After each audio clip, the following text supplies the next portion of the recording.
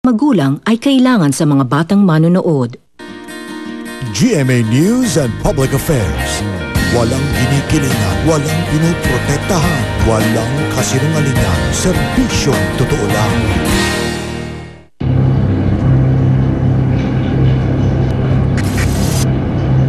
December 16, 2011. Tumama ang bagyong Sendong sa Iligan City.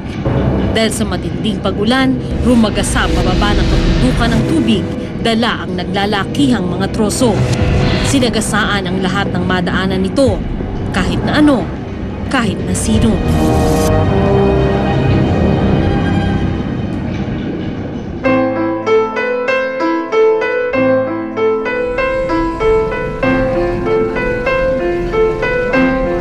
Ito na ngayon ang dating masayang komunidad sa Bayug Island sa Iligan.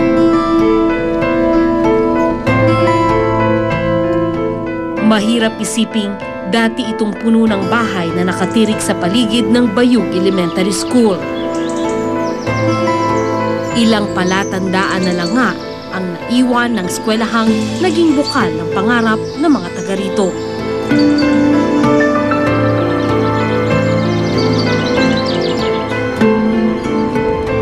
Good morning, Miss Vivian. Dito po ba yung site ng eskwelahan? Yes, ma'am. Ito po yung eskwelahan namin noon. Ito po yung home economics? Home economics building namin, ma'am.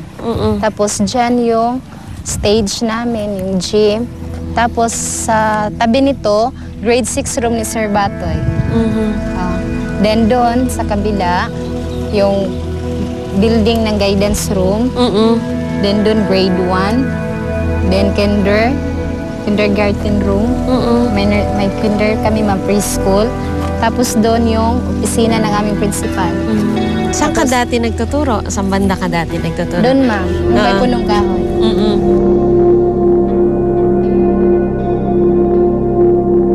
Bukod sa iilang puno, walang itinira ang baha sa paaralang pinagsilbihan ni Teacher Vivian ng 6 na taon.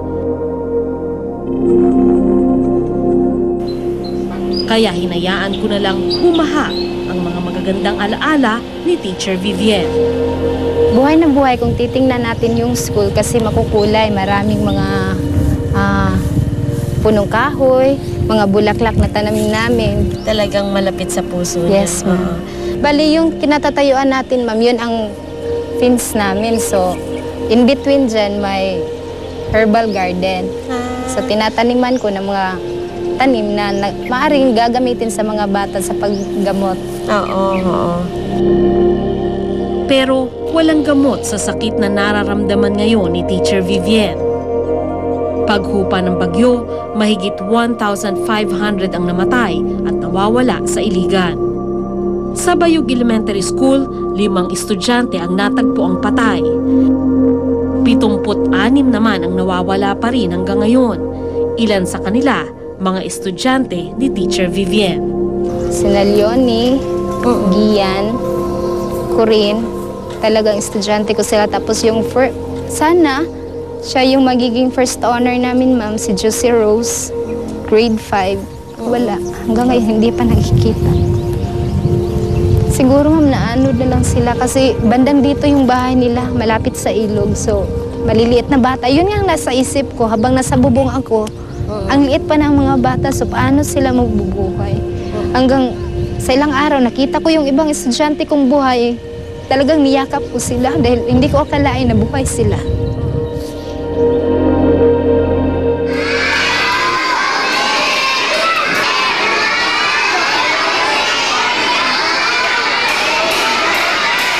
Dito sa isang gym, sa loob ng isang eskwelahan, nagkaklase yung mga estudyante at guro ng Bayug Elementary School. Bale, dito yung klase ng grade 1 hanggang 6.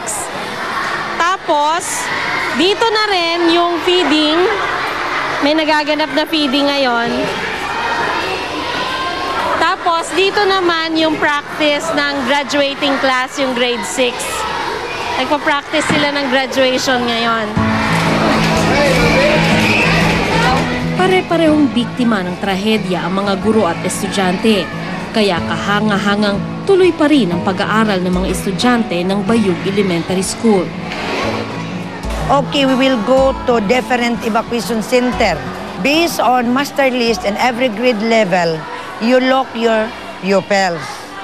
Okay, we will divide ourselves into 3 groups.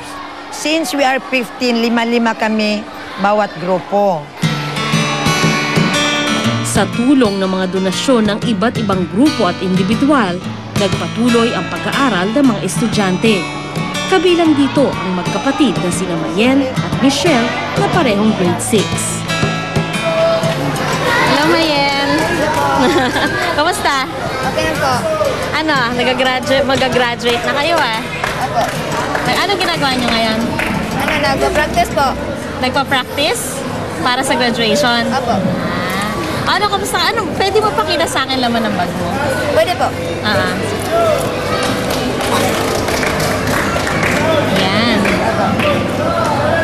Mga notebook.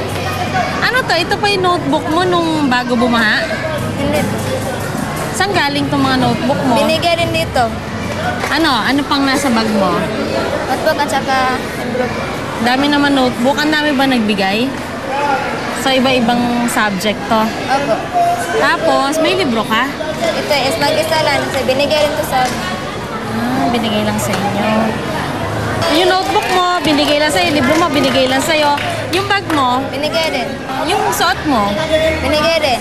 bigay din sa'yo? Opo. Sino naman nagbigay ng damit mo? Ang mga donation po. Donasyon. Tapos, nakasapatos ka ngayon, no? binigay Saan din. galing ang sapatos mo? Binigay din to. Ito Bigay rin. din sa'yo. Pati yung medyas. Kung sa bagay, hindi naman kailangan ng magandang kasuotan para maging mayaman sa karunungan. Next is the presentation of candidates. 27 boys. 20. Kaya nga 3 buwan matapos ang trahedya, nagpa-practice na para sa graduation sina Mayen at Michelle.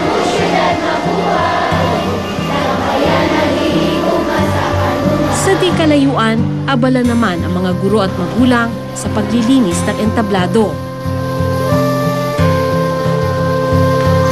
Para sa espesyal na araw na magbabalik ng saya sa kanilang paaralan.